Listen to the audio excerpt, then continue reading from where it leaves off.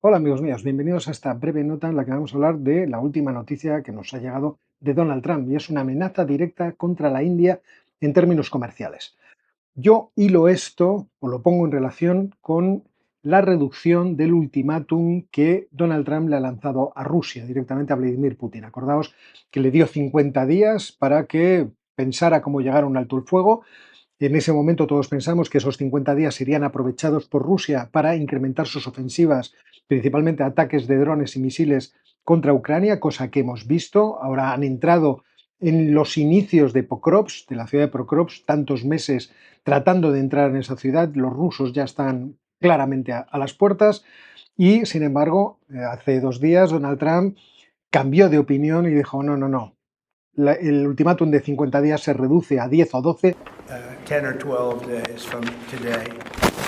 No reason in waiting 50 days. I want to be generous, but we just don't see any progress being made. Y Rusia tiene que empezar a pensar cómo llegar a un alto el fuego y sentarse a negociar directamente con los ucranianos. Pero para poder presionar a Rusia, tenemos que saber qué es lo que va a pasar después de ese ultimátum, que como sabéis son sanciones secundarias. Así que yo creo que esta presión que hoy se está viviendo de Estados Unidos contra la India forma parte de un juego triangular en el que el objetivo final es Rusia. Así que vamos con ello.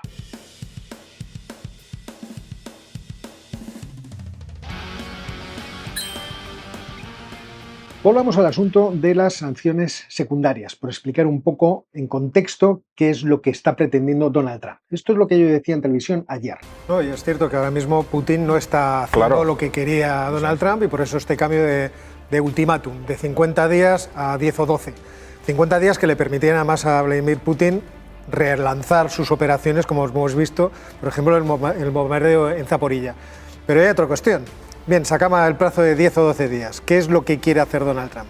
Supuestamente utilizar el plan del senador republicano Lindsey Graham, un aliado muy firme de Ucrania contra Rusia, para poner sanciones secundarias. ¿Qué es esto de las sanciones secundarias? Pues ponerle sanciones del 100%, en realidad aranceles del 100%, a aquellos países que compran el petróleo a Rusia. Por ejemplo, la India. Por ejemplo, la India. La intención es que nadie le compre petróleo a Rusia, Rusia no tenga ingresos fiscales y por lo tanto no pueda financiar la guerra. En una situación económica en Rusia bastante delicada. El ministro de Economía Reznikov y la gobernadora del Banco Central de Rusia, Ana Violina, decían en el Foro Económico de San Petersburgo que efectivamente Rusia se desliza lentamente hacia la recesión y que necesitan otro tipo de modelo económico. Entonces hay que convencer a la India de que deje de comprar el petróleo ruso. ¿Quién le va a dar el petróleo a la India? Presumiblemente hay que meter otros actores. Ahí tenemos Arabia Saudita y Emiratos Árabes Unidos. Ya hay negociaciones, se sabe, entre Estados Unidos y la India y entre Estados Unidos y las monarquías del Golfo.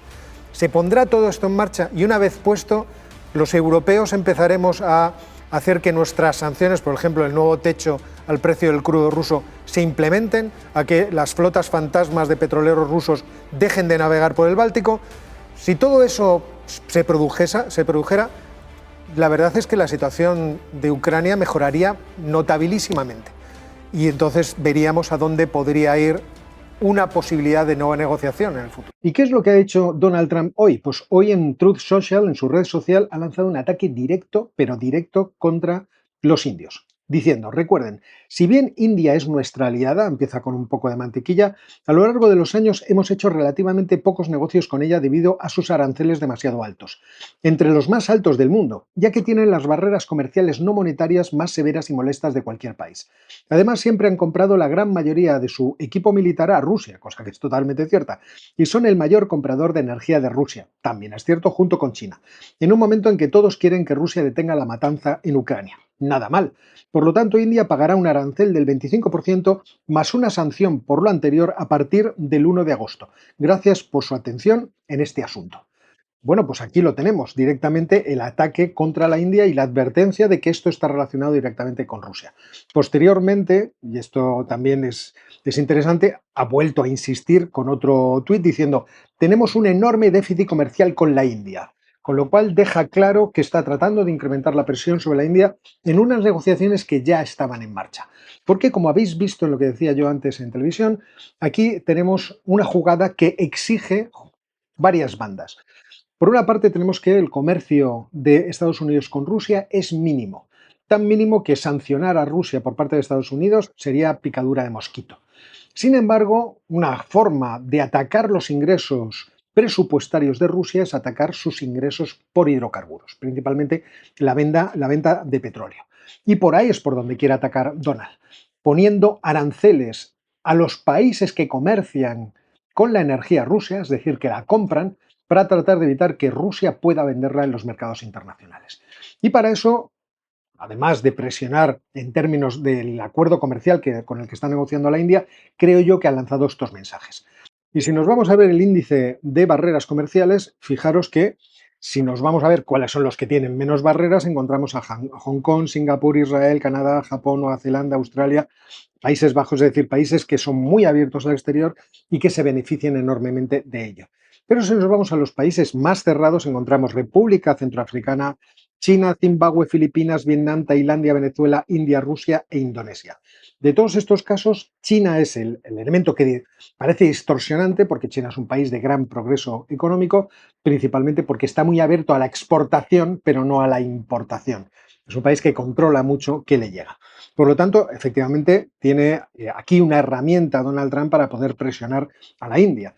Y además es cierto lo que afirma de que ellos no tienen grandes comercios con la India. Si nos vamos al Observatorio de la Complejidad Económica del MIT, no sé si todavía es del MIT, pero originalmente lo era, y nos vamos a ver cuáles son las exportaciones que Estados Unidos le hace a la India en 2023, podríamos buscar datos obviamente más modernos, pues ahí lo veis, una cantidad bastante miserable de 42.000 millones de dólares si la comparamos con cuáles son las exportaciones que la India hace a Estados Unidos por valor de 81.400 millones. Es decir, hay un déficit de más o menos 40.000 millones de dólares. Y eso que las negociaciones, como decía Donald Trump, parecían ir más o menos bien. Esta fue la declaración que hizo el otro día y que reflejaba directamente, os lo voy a buscar, Wall Street Journal. Decía, Trump ha ofrecido imponer un 26% de aranceles a la India, incluso cuando ha dicho que India ha ofrecido un acuerdo en el que básicamente están dispuestos a dejar de cargarnos con aranceles, es decir, dejar de imponernos aranceles.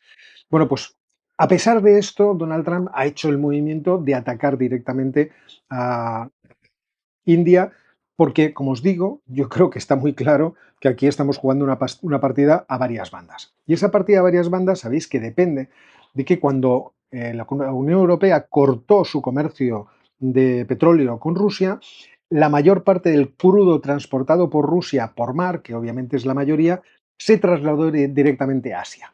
Y no solamente se trasladó a Asia, como estáis viendo, sino que de Asia dos países fueron los mayores receptores. Es cierto que uno estaba en niveles ya muy altos, como es China, los incrementó, lo estáis viendo ahora, pero por otra parte, fijaros cómo esas columnas de color rosa, que son la India, se han incrementado y bueno, han sustituido totalmente el comercio que antes Rusia hacía con Europa. ¿Cuál es el problema de todo esto? Pues como he comentado antes, el problema de todo esto es que para que los Estados Unidos puedan presionar directamente a Rusia, necesitan imperativamente poder presionar indirectamente a Rusia a través de otros países. Y por lo tanto, estos van a ser también objeto de alguna intensidad negociadora por parte de Estados Unidos. La India es el país que tiene que dejar de comprar, es decir, toda esa cantidad de barriles, que son más o menos 2,73 millones de barriles diarios, tiene que dejar de venderlos a Rusia, pero alguien tiene que aportarle esos barriles a la India. Ese alguien se supone que va a ser o Arabia Saudita o Emiratos Árabes Unidos porque son los que tienen la mayor capacidad.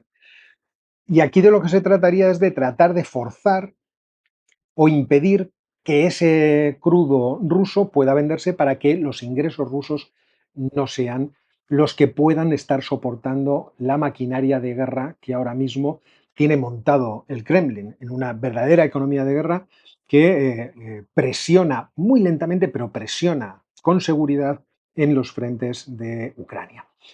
¿Lo van a conseguir los Estados Unidos? Yo no lo sé, pero está claro que aquí lo que se está produciendo es un movimiento que vence dentro de 10 días. Y por lo tanto la presión va a ser máxima por parte de Estados Unidos hasta dentro de 10 días.